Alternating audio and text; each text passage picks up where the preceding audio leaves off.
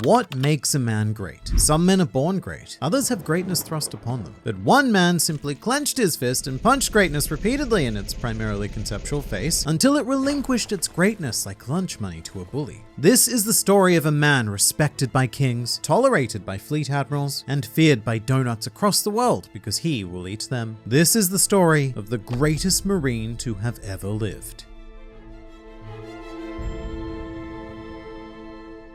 So where does one even start with Monkey D. Garp? Well, he's one of the most important characters in the entire One Piece legendarium, and while he is known as Garp the hero, the truth behind this is murkier than the depths of Magellan's toilets, or as Magellan calls it, his special seat. But as with all heroes, Monkey D. Garp has humble beginnings, having been born in the peaceful East Blue Sea, Goa Kingdom to be precise, in the year that is 78 years before the year that it is now. And you know, it's amazing just how well known Goa Kingdom isn't, considering that the world's greatest hero and the world's greatest villain were both born there. Now, as a child, Garp enjoyed all of your standard activities. He enjoyed hunting for treasure, playing with loose pipes, and subduing weird bearded tigers so that he could ride them. Dressing in what I would personally describe as a hoon aesthetic. Hoon, translated from Australian, means loud and reckless. But this is certainly important because it tells us that Garp was almost certainly not born into the nobility of the Goa Kingdom. He was just another East Blue scrub. And take note here that Garp as a child has the trademark monkey eye accessory, as all monkey members feature either a scar or tattoo around their left eye. Although in Garp's case, the scar is a bit inconsistent because, well, Oda often just forgets to draw it. And as such, Garp has been depicted entirely scarless in the manga on no less than 25 different occasions. But Garp and his magical scar would then enlist in the Marines at age 22, which actually makes Garp something of a late bloomer considering that his 19-year-old grandson is now about to become the Pirate King. Alongside Garp, his two future best friendos also enlisted, Sengoku from South Blue and Sudo from North Blue, thus completing the Naruto model of shonen protagonists with the 2 male, 1 female ratio. And together they had adventures, ever so many adventures, none of which we actually know about, but I have it on good authority that they did in fact happen. But as Garp rapidly climbed the ranks, he would also encounter his most profound rival, a young Goldie Roger. But first, it's dog time. Because this video is sponsored by Established Titles, a project based on a Scottish custom whereby landowners are referred to as lords, lairds, and ladies in English. In fact, my dog has recently become Lord Don Quixote Dog Flamingo, and immediately after landing on Dressrosa was mistaken for its country's maniacal king. Title packs give you at least 1 square foot of dedicated land with a unique plot number on a private estate in Edelston, Scotland. And with them you can officially include the title of Lord, Laird, or Lady on credit cards and stuff. It's amazing. Established Titles is a fun and novel way to preserve the natural woodlands of Scotland, and Established Titles plants a tree with every order, working with global charities to support restoration efforts. Plus, the first 200 people purchasing a title pack using my link will be effectively next to my plot. So depending on how many of you want to be lords and ladies, we could even build our own little Scottish Grand Line Kingdom. Go to establishedtitles.com/dogflamingo to shop their Black Friday sale and get an additional 10% off using code DOGFLAMINGO to support the channel and my dog's ego. Speaking of, Dog Flamingo has been provided a royal escort. However, one of the officers thinks to himself,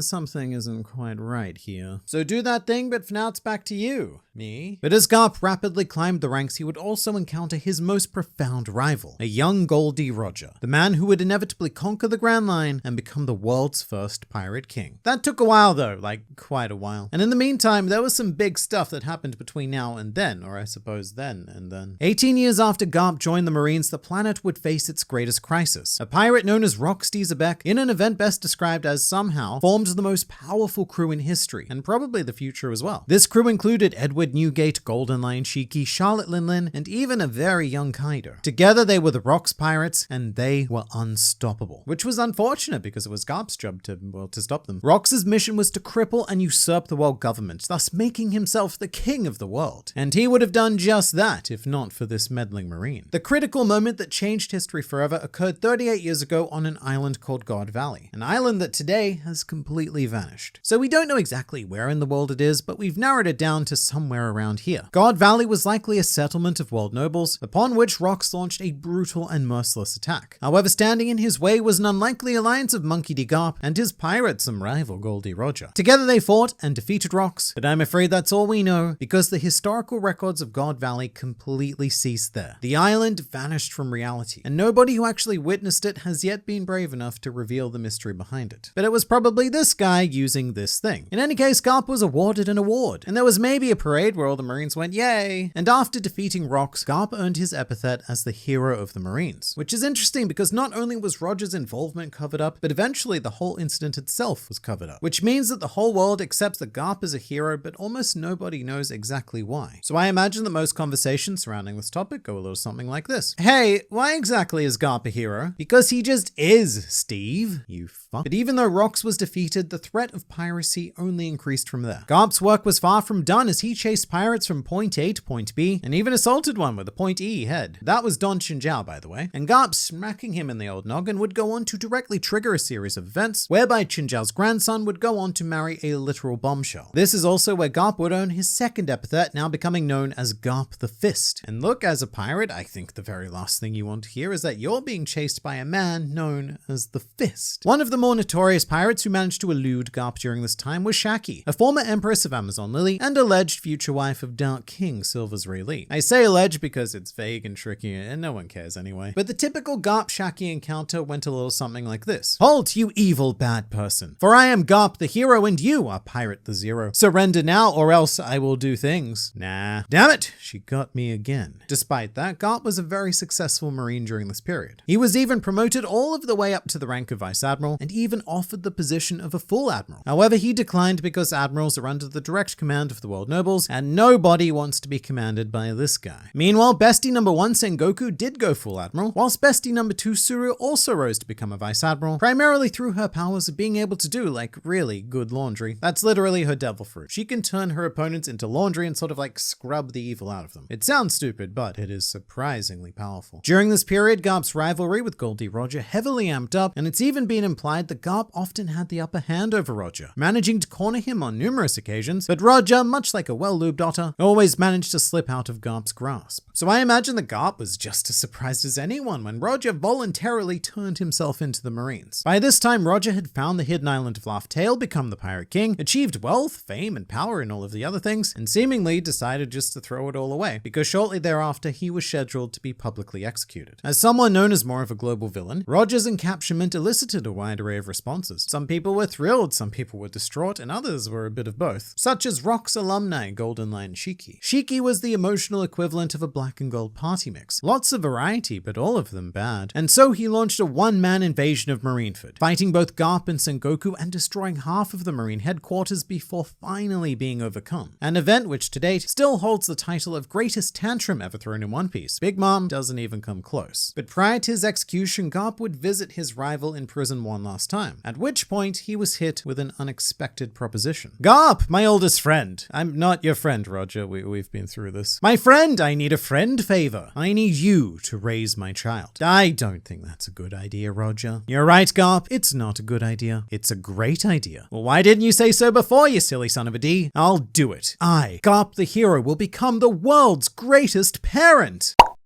Well, that didn't work out as planned. Alright, stop. Let's rewind there because I think we're getting a bit ahead of ourselves. Following Roger's execution and the birth of his son Ace, Garp adopted and/or commandeered the child, resulting in one of the most challenging experiences of both of their lives. Because try as he might, children were the first problem Garp had ever encountered that he could not solve with punches. But as a very busy Marineman, Garp had very little time for parenting anyway. So what he needed to do was find Ace a nice, warm, supportive, and nurturing environment. And so he blackmailed a group of mountain bandits, forcing them to raise Ace within their criminal enterprise. And not only that, but eventually Garp also tossed his own grandson Luffy into the bandit household as well, practically ensuring that neither of them would ever become the strong, justice-driven Marines that Garp had hoped for. I legitimately wonder if Garp looks back on his life and goes, you know, I just don't know where I went wrong with them. Not to mention that Garp's other potential son, Monkey D. Dragon, was now in the midst of starting a global revolution against the world government and very potentially becoming the next Rocksteady Zebek. So the parenthood scorecard is, well, it's not looking great. However, Garp did have the chance to redeem himself. In terms of series chronology, Garp was first introduced during the Diary of Kobe Meppo cover story, where he was charged with escorting Captain Morgan, who subsequently escaped. That's right, the second villain that Luffy ever beat managed to escape from Garp the hero. You know, I think that Garp just didn't care that day. Also, fun fact, during his cover story, Garp is introduced with a dog mask, and that was to hide his identity, because even though this was his first appearance in One Piece, he had previously appeared in the prototype series Romance Dawn version 2 as Luffy's grandfather. So for Oda to not give away that plot twist immediately, Garp needed to be shrouded in his fancy canine visage. Morgan, by the way, is still a free man to this very day, but during this story, Koby and Helmeppo described what I suppose was very vaguely impressive marine-y qualities because Garp decided to personally train both of them. And to his credit, this has been the most successful Garp parenting so far, because these two have done one hell of a glow-up. But back to unsuccessful parenting now. After becoming a big boy, Ace immediately set sail as a pirate, going on to pledge his undying loyalty to Edward Newgate and very much trying to kill Bill his way to Blackbeard as a result of all of the bad things he'd done. Ace, of course, failed, was caught, and subsequently scheduled to be publicly executed just like his father. It was not the proudest moment of Garp's life, or Ace's life, or anyone's life. Apart from Sakazuki, that dude, he had a really good day that day. Garp, however, was caught in quite a rough place. Ace's capture had effectively commenced a war against Whitebeard, and Garp had to face the choice of letting his grandson die for the greater good, or saving him and potentially dooming the world into unknown anarchy. So despite being on the battlefield in the ensuing Paramount War, Garp spent most of his time just sitting and contemplating, which did give us probably Garp's most famous quote, "I have no pity for criminals, but family is a different story." Having said that, this is a case of a parallel narrative, because the criminal story and the family story pretty much had the exact same ending. As eventually the die of fate were cast, and Ace was cast in to die on the battlefield by Sakazuki, which was a very convoluted way of saying he was killed. After which point Garp had to be restrained by bestie Sengoku, or else Garp was prepared to murder Sakazuki himself. The Marine Admiral had blasted a hole clean through Ace's chest, which leads to the inappropriately timed Garp fun fact of the video, as according to the anime, Garp once seriously attempted to break the world record for donut eating. In this effort, Garp consumed 842 donuts without eating or sleeping, but was still unsuccessful in being awarded the record. Meanwhile, many speculate that the actual donut eating record is held by this man. And that was your inappropriately timed Garp fun fact of the video. But seriously, Ace's death destroyed Garp. And after more than half a century of service, Garp would retire from active duty. However, he retained his rank and agreed to stay with the Marines in order to train the next generation. However, the more accurate story is that Garp, well, he wasn't really allowed to retire, because losing the hero of the Marines would have such a psychological blow to the public as well as the planet as a whole. So these days, Garp spends much of his time with mermaid escorts. Sorry, I read that wrong. These days, Garp spends much of his time escorting mermaids to and from the Reverie. At one point, even crossing paths with Stelly, the new monarch of Garp's birthplace, the Goa Kingdom. Another one of those less than proud Garp moments, I'm sure. So what makes a man great? Yes, some men are born great, others have greatness thrust upon them, whereas some people just get nicknamed the Fist, and hey, I'm not about to tell a man named the Fist that he isn't great.